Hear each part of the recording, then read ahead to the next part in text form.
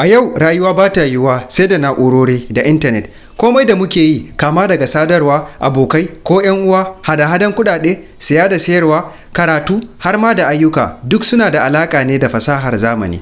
Babban abin ma shine hatta siyasa da yaƙe-yaƙe ta hanyar ilimin intanet da kwamfuta ake gudanar da su, kuma ake nasara. Me kake tunani zai faru da mutumin da bai san waɗannan abubuwa da yadda fasahar take aiki ba, ko bai san yadda zai kare kansa da bayanansa a intanet ba, ko kuma bai san yadda zai gane ƙarya ko gaskiya ba saboda gudun cuta ko ci gaba? Wannan shine dalilin da yasa Simas Academy muka haɗa kai wajen kawo muku wannan program ɗin na Basic Digital Literacy, wanda ya zama wajibi ga kowa, kama daga matashi har izuwa tsoho, domin rayuwarmu ta yanzu ba ta cika sai da ilimin zamani. Wannan program ɗin zai fayyace maka yadda abubuwa ke tafiya a duniya ta fasaha, zai buɗe maka ido, za ka fahimci media, email, networking da kuma ita kanta kwamfuta, browser, files, cyber security da kuma yadda za ka iya amfani da su yadda ya dace. Ba sai ka zama injiniya ba, za ka koyi komai cikin sauƙi da jin daɗi.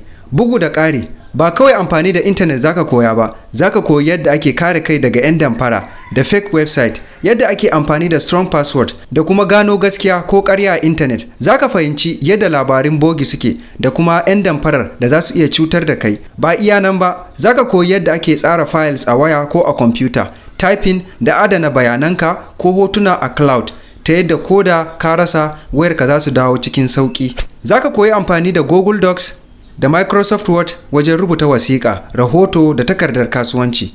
Kana son koyon social media blogging ko content creation? Wataƙila kana fama da matsalar rashin samun views a social media. Komai yana nan a cikin wannan program ɗin da inda za ka yi optimizing ɗin komai.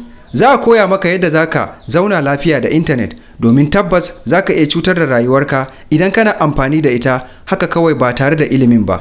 Idan kana da buri ɓangaren kasuwanci ko kana son fahimtar yadda ake amfani da online banking apps irin su Moneypoint, Opay, Kuda da ɓangaren crypto, wannan program ɗin yana ƙunshe da ɓangarori na musamman da zai taimaka maka.